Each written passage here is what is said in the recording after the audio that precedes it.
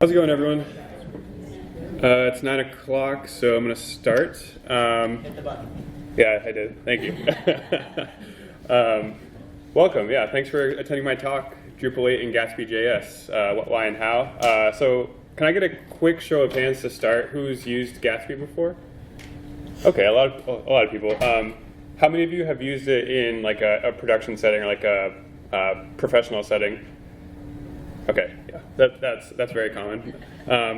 So real quick, for people that haven't used it, I just want to show real quick what it can look like to have a Gatsby site sourcing data from Drupal, just so you can kind of see some of the things that we're going to be talking about during this talk. So we have a beautiful Gatsby site here, set up to sell Lorms and Ipsums. It's a marketing site. And you can see here it's on localhost 9000. And then we have a Drupal site set up over here, different URL. So these are two totally separate sites I have running locally. And when I was building my marketing site here, I realized I made a mistake, right? I put the hero component at the bottom, should have been at the top. So I'm going to go in here and make a quick change on my Drupal site, and we can see how the build process works to reflect that change in Gatsby. All right, so this is the Drupal UI. Probably all familiar with it. I'll just move this hero component up to the top, save it. All right, and so in order to see the change reflected on Gatsby, we need to run through Gatsby's build process, which I'll do here.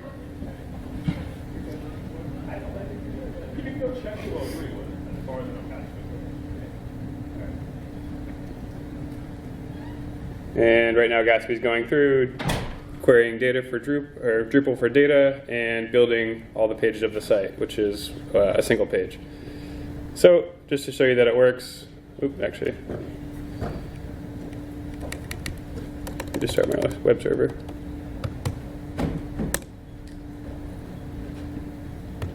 Okay, yep, see, hero moved to the top.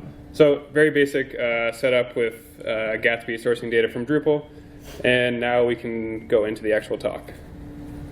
So just a real quick disclaimer before we start, so you know what you're getting yourself into. This isn't going to be like a technical deep dive or a hands-on code type of talk. There's like none of my slides have code on it. If that's what you're looking for, there's a talk later on today. Gatsby and Drupal sitting in a tree, 3:30 to 4:15, Engage Classroom 202. What this will hopefully be is an objective view of Gatsby from the perspective of a Drupal developer, myself. And by the way, please feel free to stop me at any time with questions you may have. You know, this is a small room. This can be a conversation. Okay, so quick about myself. My name is ZacharyWeishar, Senior Technical Solutions Manager at Adapt. And Adapt is a full-service digital agency with offices in Boston, Copenhagen, Berlin, Barcelona, and a couple other cities in Europe. We work with a diverse array of technologies globally, including React and Drupal, which is why I'm interested in Gatsby, because Gatsby is a kind of a fascinating intersection between React and then, if you choose to source data from Drupal, Drupal on the back end. Okay, before we talk too much about Gatsby, we should talk about what the Jamstack is. Jamstack, I think, is actually a marketing term. I think it's developed by Netlify, the hosting company, but don't hold me to that. I'm not totally sure that's true. But what it stands for is JavaScript, APIs, and markup. And it's really also analogous to static sites. Like they're the same thing. So the key concept here is that they don't necessarily rely on a server to render HTML documents on request. Instead, you do all that. You do all the building of your pages ahead of time, like we just saw at the top of this presentation. Right, and so Gatsby handles that as part of its build process. All right, so let's talk real quick about why you'd want to use a Jamstack. What are the benefits of it? In my mind, one of the main benefits here is performance. And performance isn't guaranteed when you're building a static site, right? You can still make all the same front-end mistakes that you can building a traditional like server-rendered site. But it gives you the opportunity for better performance because it's removing the server from your equation, right? Like all of your pages are already generated ahead of time. You don't need to wait for that response from the server. Another performance benefit that you get is because your site is just a collection of static assets, static pages, you can really easily distribute that to a CDN, a content delivery network of your choice. And so what that means is that your users will get served from a data center that's hopefully close to them geographically. Yeah, a second benefit that we get here, reduced security footprint. I may have just made up that phrase. I don't know if that's valid, but basically what I'm saying here is that Jamstacks don't need a direct connection to a server outside of the build process. So if you choose to, you could set up your server in a way that's not accessible to the outside world, so perhaps behind a firewall or something along those lines. And then your public-facing site is just, again, a collection of static documents. So worst comes to worst, if somebody hacks into your static hosting provider, they can like deface your HTML documents or whatever, and then that would all be wiped away the next time you run your build process. So what that means for us Drupal developers is it kind of moves security updates sort of lower down your priority queue, and maybe you don't need to drop everything immediately and jump on applying security updates if your Drupal site is not open to the outside world.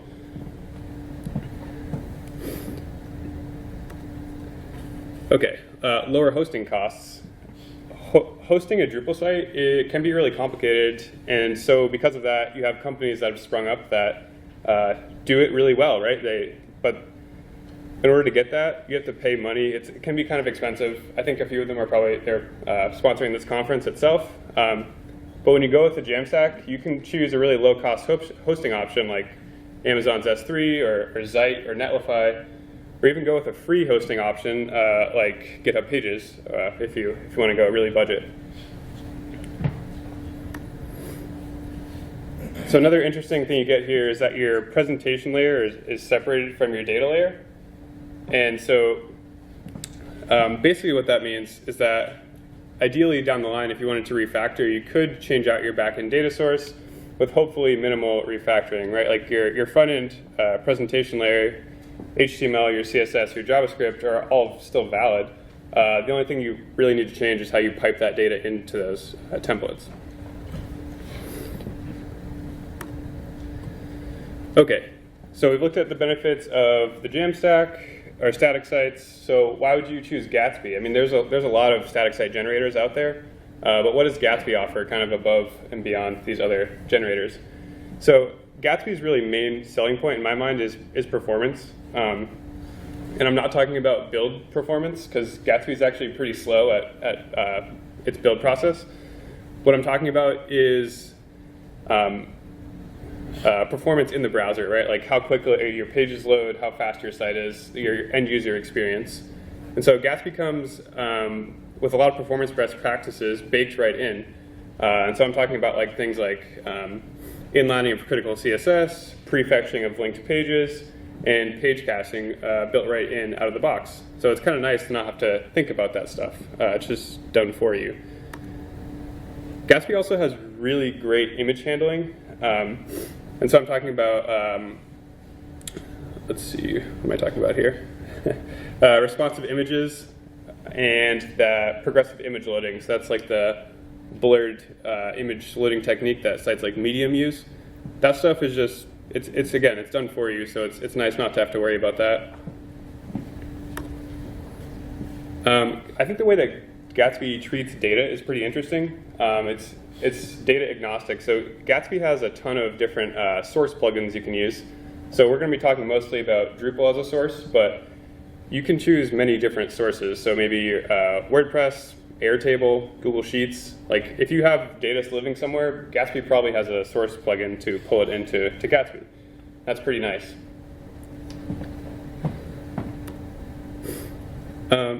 Another nice thing that Gatsby gives you is PWA, or Progressive Web App support, out of the box. I mean, I think you technically need to uncomment like one line in a configuration file to get it working, but you pretty much don't have to do anything to get it set up. And that's nice because if a user loads your site and then goes offline, like their network connection goes away, they can still reload that page and potentially browse to other pages that have been prefetched. So that's kind of nice to get that for free. And then lastly, a lot like the Drupal ecosystem, Gatsby has a really rich ecosystem of plugins, which is which is awesome, right? Like Gatsby's done a great job of fostering open source contribution in a really short amount of time. So we get to benefit from that when we build in Gatsby. All right, so why Drupal? What do we want to use Drupal for? And I'm just joking. This is a Drupal conference. You don't need me to evangelize you on Drupal, and this is my only joke for the entire presentation, I promise. Okay, so let's talk a little bit about Drupal and Gatsby together. Why does it make sense to use them together? Well, in my mind, one of the biggest benefits of Drupal is that it's really good at content modeling and creating like a structured content model. So you still get to use all of that same greatness of Drupal's content modeling abilities on the back end. And then on the front end, you get to build in Gatsby, which is, first of all, it's based in React, which is a really popular JavaScript framework for building user interfaces. And then even on top of that, Gatsby gives you some nice, it gives you a great developer experience, honestly. It has, all the things that we just talked about kind of built in. And so, yeah, you kind of get the best of both worlds. Drupal on the back end and then Gatsby on the front end, both doing what they're really good at. And finally here, much of the integration between Gatsby and Drupal has already been solved, right? Like both sides of the equation have really strong open source communities, and so the intersection between the two is equally as strong. Okay, so we've gone through and talked about some of the good things, some of the benefits you get from using an approach like this. Now let's talk about some of the things that you're going to lose. And again, I'm talking about this from the perspective of a Drupal site, so just keep that in mind. So first thing you're going to lose, views. Views is like probably one of the most powerful modules we have in Drupal. It's awesome. It gives you a ton.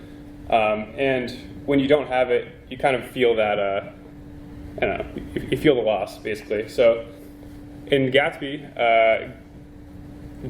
let's see, querying data is going to be done via the JSON API module on the Drupal side, and it's going to be done via GraphQL on the Gatsby side. So you're writing your queries by hand. Again, that's not a huge deal, but you also don't get things like view filters, like the pre-built pagination widget, like all the nice stuff that comes along with views that's been built up over the years. You don't get that with Gatsby. You have to build that stuff yourself. And one sort of interesting limitation that I ran up against and didn't really expect is that you can actually only query for one entity type at a time right now. And that's actually because that's how the JSON API module works. As I was researching this talk, I did come across a contributed module that potentially solves that problem, JSON API cross bundles. So potentially, if you install that, you can query for multiple entities at a time. But the way it works out of the box, you can't. And so basically what I'm saying here is that if you want to build a page with all your basic pages and all your articles ordered by publish date, you can't really do that. Okay, another thing you're going to lose, web forms and comments. There's no server to handle your form submissions, at least not out of the box, so you're going to have to set something up on your own to bridge that gap. You could totally set up like an API route on your Drupal site to handle those form submissions, but if you're going to open your Drupal site up to the outside world, you're kind of losing out on some of the benefits that the Jamstack offers. Redirects. This is one that I didn't really think about initially, but you definitely feel this, right? So the redirect module is a total no-brainer to install on any Drupal site. If you change your URL at some point in time, a redirect will be automatically created for you, and then you won't end up with broken links. On the Gatsby side, if you're building in Gatsby, you don't get that luxury, at least not automatically. So there's no built-in authentication. One thing that Drupal provides that's really nice is a really robust user roles and permissions system. So you can pretty much set up some interesting experiences for logged in users without really writing any code. You just have to configure some modules, which is nice. On the Gatsby side, you don't get that, right? You have to build it yourself. So maybe you're noticing a trend here. You have to build a lot of things yourself. Content preview. This is one thing that, again, you don't necessarily get with Gatsby. As we saw at the beginning, Gatsby needs to go through its entire build process before you can see a change reflected on your live site, even if it's only a one-word change. And I know the build process that I just showed only took about 10 seconds, but as your site grows bigger and bigger with more content, the build process is going to take longer and longer. So it's going to take longer to see those previewed changes. Also, if you're not interested in previewing directly in production, which most people probably aren't, you're going to have to do some sort of engineering to set up a preview infrastructure. And you could totally do this with Drupal's moderation states or whatever. Like, it's a solvable problem, but it's also something that you have to set up yourself. So that's extra overhead. Okay, so those are some of the things that you lose going with a Gatsby-based site. Now let's talk about how you can bridge those gaps. Here we're going to talk about form submissions and how you can handle that on the client side. So for search, there's at least two options. You can go with a pure client-side based search, something like JS search. And the way that this works is that it includes a search index of all the content of your site onto that page that requires search. And so basically, as you type into the search bar, it's just going to query that search index, which is probably like some serialized JSON object on your page. And that works well for small sites, but as your site grows, that search index is going to become really large. And so including it on your actual page is going to slow it down pretty immensely. And so that's probably not going to be sustainable for sites as they grow. As you move past that, you can go into like a more API-based approach. So you could use a SaaS offering like Algolia. I haven't used it myself. I've heard that it's really good though. Or you could set up like your more standard Sol or Elasticsearch instance and query that external index. If you want comments on your Jamstack site, you're probably going to want to go with something like Discuss, which is a client-side form solution, a SaaS offering. And honestly, this one isn't a huge deal. Even when I'm building Drupal sites, I tend to recommend installing Discuss to handle comments.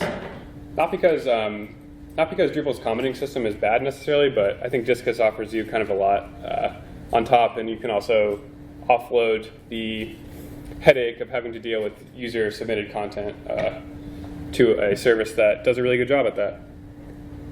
So web forms. Okay, if you want web forms on your static site, you have a couple options. You can probably go with a SaaS offering like Typeform or Wufoo, or you could try to roll your own, where again you're submitting form data back to your Drupal site. But again, you might not want to do that because you're opening yourself up to the security issues that you can avoid with the Jamstack. Okay, content preview. So this is an issue that the Gatsby team's actually solved for us. They've rolled out their first SaaS offering called Gatsby Preview. And basically the way this works is instead of having to wait to go through that entire build process to see a change reflected on your site, they give you a link that you can hit basically, and you go to it, and it shows you a preview of your content pretty much automatically. It works really well. Last I checked, it was in beta, and I previewed it along with the companion Drupal module, which is developed by Third and Grove, and it works really well. So it basically gives you a preview link directly on your node edit page, and you pop off to Gatsby's preview infrastructure, and yeah, you can see your changes automatically. So that removes one of those headaches for you. Redirects, okay. So I just want to say real quick that this is a little bit theoretical. I haven't actually built this idea that I'm going to talk about here, but I think it's totally possible. I don't see why it couldn't be done. So I think you can continue to create your redirects as usual in Drupal. The redirect module has an API. So basically what I'm thinking here is that at build time, you can just register your redirects with your static hosting provider. Now, of course, your static hosting provider has to actually offer the ability to register redirects. And two that I know of that do are Amazon's S3. They have an API for create, update, delete actions on redirects. So you could use that API at build time to register the redirects from Drupal to S3. And you could do the same sort of thing with Netlify. They do redirects a little bit differently. They use a static file. And so you could write to that file at build time, deploy to Netlify, and then again, you're registering your redirects there.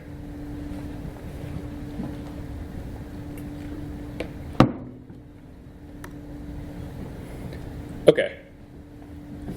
So we've looked at some of the benefits of the Jamstack.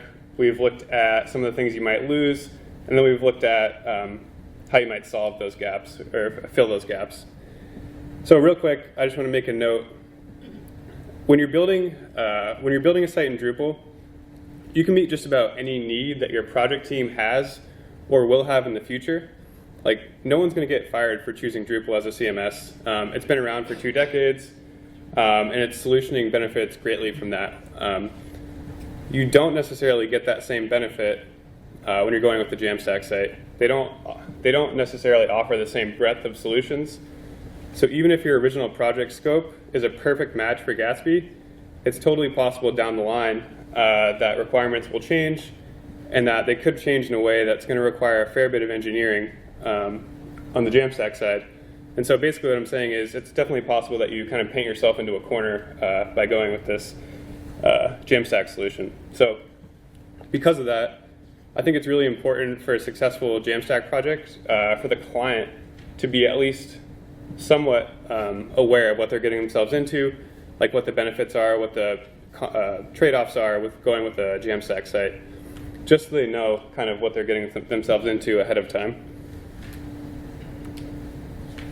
Okay, and also real quick, I just want to make this analogy because I think it's kind of interesting. I feel like this decision between going with standard Drupal and going with Gatsby is a lot like this cord cutting thing that we have going on right now, which is the idea where you can ditch cable to go with a streaming service like Netlify or Hulu, in which case you're going to save money on your cable bill, which is great. But if you really want like live TV, you want movies, you want access to premium television, you're likely going to end up just paying more, like piecing all those services together, than you were just going with your cable, your standard cable package. And I think this thing between I think the decision to go with standard Drupal versus Gatsby is really very similar, right? If you're trying to get full feature parity between Drupal and Gatsby, you might end up incurring more cost than just going with standard Drupal. And what I mean by cost is like money that you're paying for SaaS apps to fill those gaps, as well as complexity in your application that you need to for when you're building things to fill those gaps, like custom. Okay. So let's look at a few of the situations where it might make sense to use Drupal and Gatsby together. If your client doesn't have a huge hosting budget, again, we've talked about the fact that the Jamstack allows you to go with a more budget-focused, budget-friendly hosting option. So it might make a lot of sense in that case. If your client doesn't have a dev team to perform security updates, or potentially they don't want to pay for ongoing security updates, this also could be an attractive option. Again, because once the static site is deployed, and there's really no need for a connection back to your backend data source, so security kind of drops down your list of priorities. Performance is a top priority. We've talked about how the Jamstack kind of offers you an interesting, the possibility for increased performance. If you need to pull content from multiple data sources, again, Gatsby could be a good solution. So basically, you can do this in Drupal, by the way. Like, this isn't a problem. This isn't something that Gatsby or Jamstack solve uniquely, but I think Gatsby specifically, the way that it allows you to plug in data from multiple sources and house it under one roof kind of in a pretty sane, like easy way, makes a lot of sense. Okay, and lastly, if you have a team of front-end devs that already like working in React, why make them switch? Like, let them stay in React land where they're happy instead of making them switch over to work in Drupal's theme layer. Right, and another reason it might make sense is if you're already building a React app and it needs to have some static content mixed in, it might make sense to go with Gatsby because it provides tools to do that pretty easily.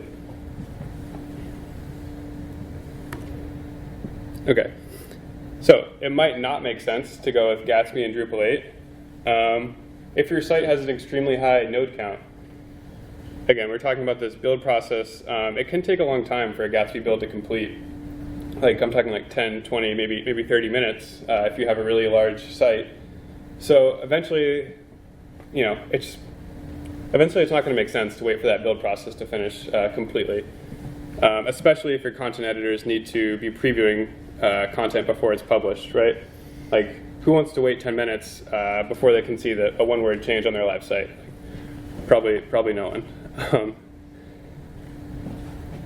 And also, by the way, if your site content is updated really frequently, again, in the same vein of this build process issue, if your site takes 10 minutes to build and content editors are updating site content every 10 minutes, you're going to be stuck in this perpetual build state, and you're probably going to run into a bunch of issues related to that.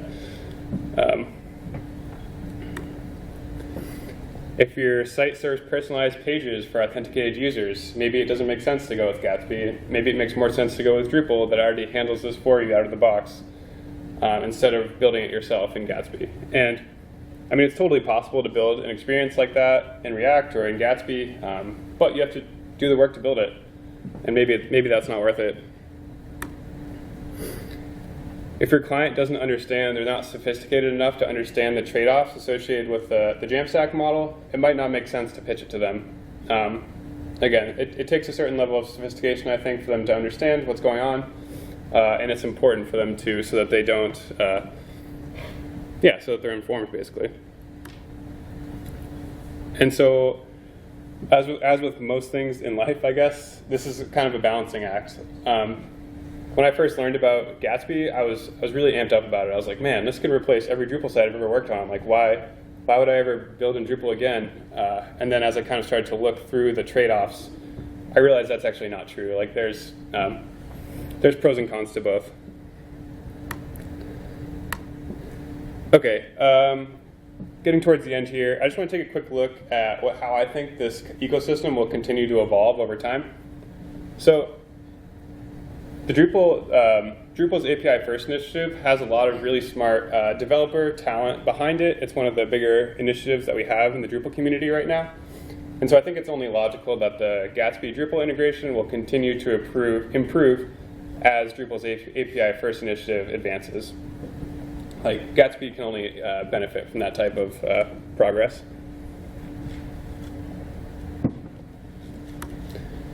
Also, one thing to note, whether or not you agree with this is one thing, but Gatsby itself is actually a venture-backed company, which means that they have a lot of resources behind them to continue innovating and hopefully improving their open source offering. It also means that they're going to be motivated to roll out a bunch of new SaaS apps so that they can make money. We talked about Gatsby Preview being one of them. They also have a new SaaS offering called Gatsby Cloud.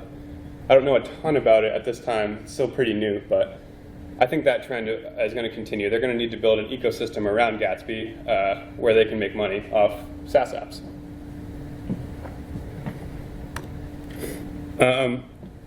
And last note here, like, Gatsby is super popular right now. I think, this is a Drupal conference, and I think there's like 2 or 3 talks on Gatsby today, so that should be some kind of indication of its popularity. Also, if you go into developer Twitter at all right now, like, you can't go a single day without hearing someone gushing about how much they love Gatsby. And I mean, I think that's warranted. Like, Gatsby's a pretty good tool. It's nice to work in. I understand it. But that also, it may not last forever. Like, Gatsby's popularity may fade over time. But what I think is a more durable idea is this idea of the Jamstack. And I think as the solutioning and the ecosystem around it continues to develop, it's going to become more and more feasible to build sites like this going forward. So I think that idea is here to stay. Okay, and lastly, real quick, if you're interested in kind of getting your hands dirty and learning more about Gatsby Drupal integration, I have a couple resources here. So first thing, I want to let you know that the Drupal and Gatsby site I showed at the beginning of this talk, I didn't build those myself. Those are actually developed by MediaCurrent. So they built the Rain Drupal distribution and the Rain Gatsby companion repository. So if you're interested in how you could set up an integration between Gatsby and Drupal, definitely go check out those two things. Specifically, what I think they've done really well in the Gatsby companion module is how they set up their GraphQL fragments to support that kind of flexible paragraph-based editing approach on the Drupal side. So that's definitely something to check out. Another thing you might be interested in is the build hooks module. And so what this does is basically allow you to fire off actions or builds on your static site in reaction to events on your Drupal site. So for instance, if you're editing a node page, once you make a change, you can fire off a build to your Gatsby site, which is kind of nice. The Gatsby Live Preview module, I sort of mentioned it already, but this is a module that facilitates an integration between your Drupal site and Gatsby's Preview SaaS offering. JSON API cross bundles. This is a module a contributed module that is supposed to allow you to query for multiple entity types at once with the JSON API module. So potentially that's getting around the issue I talked about during the views portion of this talk. And last but not least, another thing from Media Current here, we have some infrastructure examples of how you can set up your Drupal site and your Gatsby site and kind of the performance, or sorry, not the performance, the security trade-offs that you have. So I think that's definitely something to check out. All right, and that's it. Does anyone have questions? Okay. It's actually more of a comment. With the Gatsby or the JSON API cross bundles, if you're using JSON API extras, they don't play nice together. So you can only use one or the other at this time.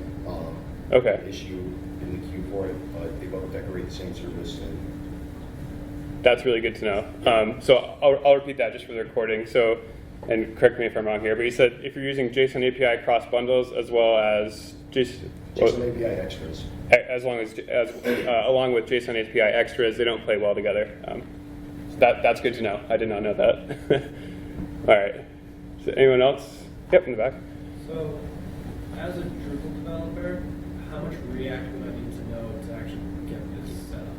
Yeah. So the question is, as a Drupal developer, how much React would I need to know to get this set up? To get the initial integration set up, not much. But if you want to build out your Gatsby site to be anything more than just like what I showed here, like this most basic integration, then yeah, you're going to need to know React because when you're writing a Gatsby application, it's 100% React that you're writing. For better or for worse, I guess. Anyone else? So, kind of a big picture question here, and maybe this is all speculation right now, or some speculation. From a life cycle point of view of a Gatsby project, like you have a site you're setting up, and you want to have a Drupal backend and maintain it, and maintain Gatsby and all of its dependencies.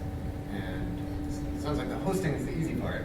Yeah. At least that's the CDN, and you have different places where you're billing, I suppose, too. Maybe that's all consolidated with Gatsby Cloud or something like that, but still you have, it feels a bit Rube Goldberg behind, there's just a lot of different components. And big concern I have there is when you have version updates. I think Drupal 9 should be fine with JSON API, but there's still going to be major updates to React. And I've heard, some stories trying to go through those updates and synchronize across the different components. Do you have any sense of what that could be like? Yeah. Okay. Because it's so new that nobody's having to deal with these. Right. Totally. Okay. So let me summarize that for the recording here. So we're talking about the life cycle of an application that's built in this manner. Basically, as updates happen on the Drupal side, as updates happen to React itself and to Gatsby itself, how do you manage those updates? How easy is that process? Is that a fair? Yeah. Yeah. Cost. Yeah. I think that's a totally fair criticism of this approach. It's definitely possible that you're going to be dealing with issues on the Drupal end and issues on the Gatsby end, and maybe that's not something that you want to deal with. To be honest, I don't know. I haven't had to deal with that issue, to be honest. So yeah, I'm not sure. I don't have a good answer for it. Yeah, basically. Yeah. Well, it wouldn't really be any different than any other headless scenario, right? I mean, I'm just kind of saying, if you're thinking about the pacing of how often do you have to do Drupal stuff versus how often do you have to do the other bit. I mean, I've never built one, so this is actually more a question for everybody else.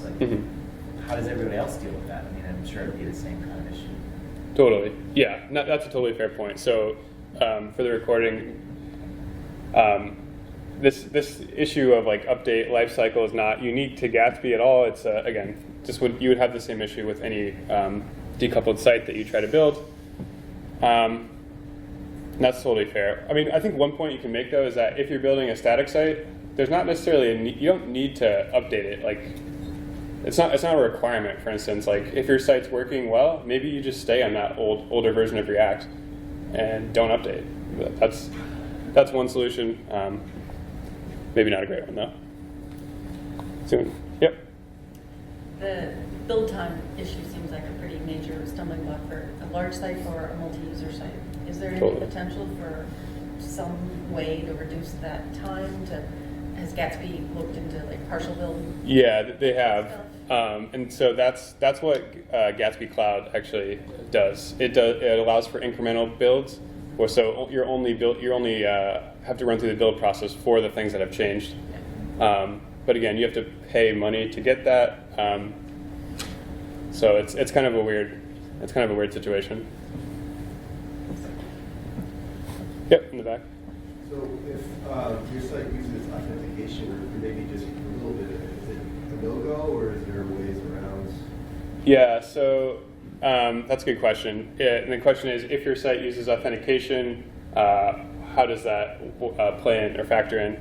So the Gatsby Source Drupal plugin on the Gatsby side supports basic authentication on the Drupal side. So if that's how you're doing auth, then okay, you're good to go. If you're using a different authentication method on the Drupal side, I don't think that's supported at this time. So you might be doing some engineering to fix that.